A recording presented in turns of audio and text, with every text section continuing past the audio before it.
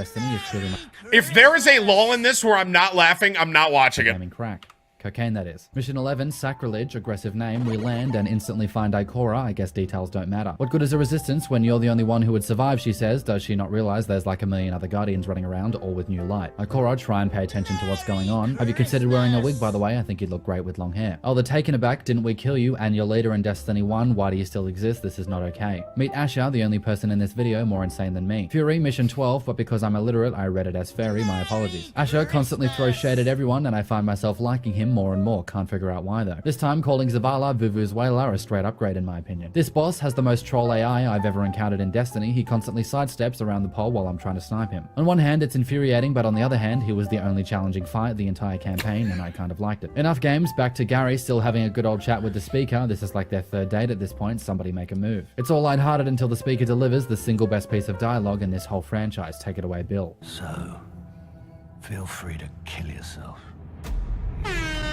I think it speaks for itself, nothing more to add there. Gary then delivers the inevitable Bane speech about being born in the dark, etc. Face number 9. Cue the dramatic we're all doomed cutscene, but here's our hypothetical plan to survive, which is guaranteed to work because this is a T for teen video game. Pretty sure Cade has a thing for Hawthorne. I don't blame him, just kidding, not my type. You ever figure procrastination is your brain's way of stopping you from making a terrible mistake? Yes, why do you think it's taken me another 2 weeks to make this nutshell video? Not being level 15, I'm too weak for the next mission, back to public events, and my can I kneel on top of this giant drill the whole time and live experiment. Bungie, please rename the Threshers to Fun Police and then fire the person who designed them. I casually surfed this boss stomp because I'm kind of a god like that. Level 15, upgrade point available. Had to go AFK for a sec, neck minute, my career's over and this time there's no coming back.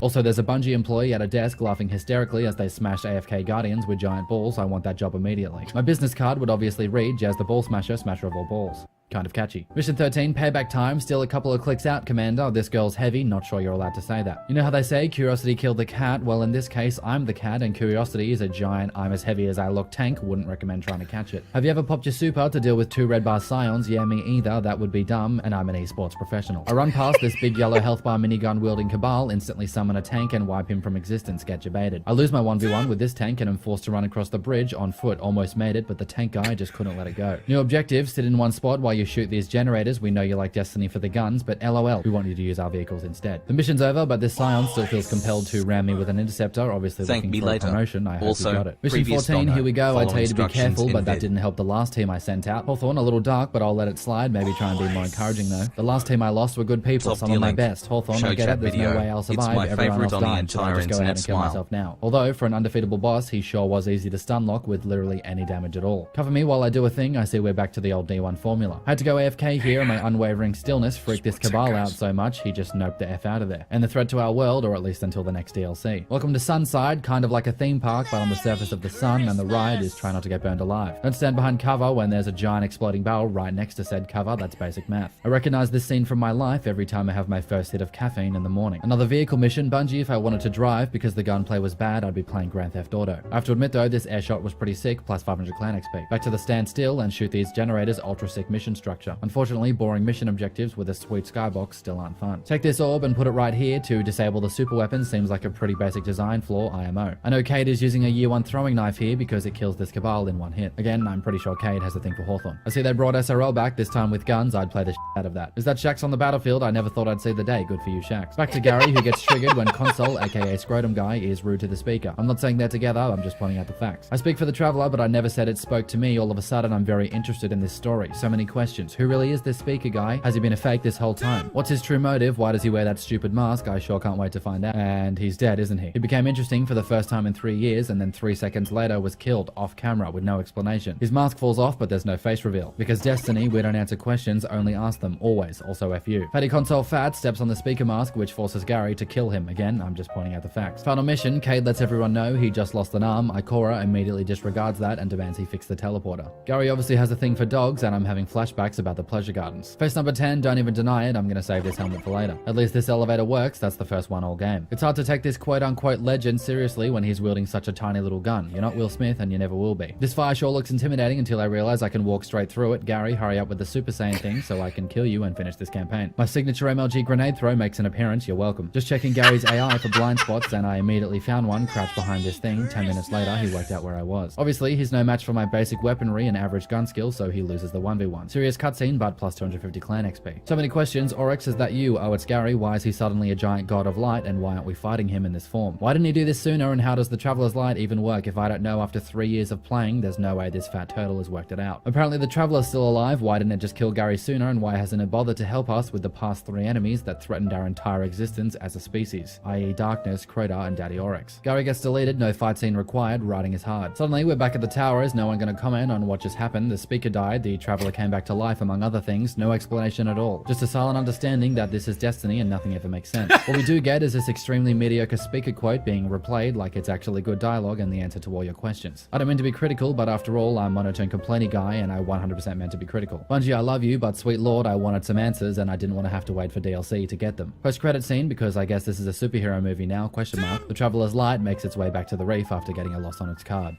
Triangles or something, I don't know, just buy the DLC. I arrive back at the tower and instantly the farm is irrelevant, which is surprising considering all the press it got pre-launch. Does seem like a waste.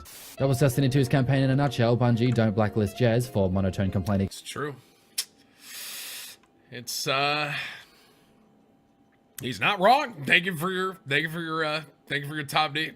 That was 7 minutes of my life. Thank you. And that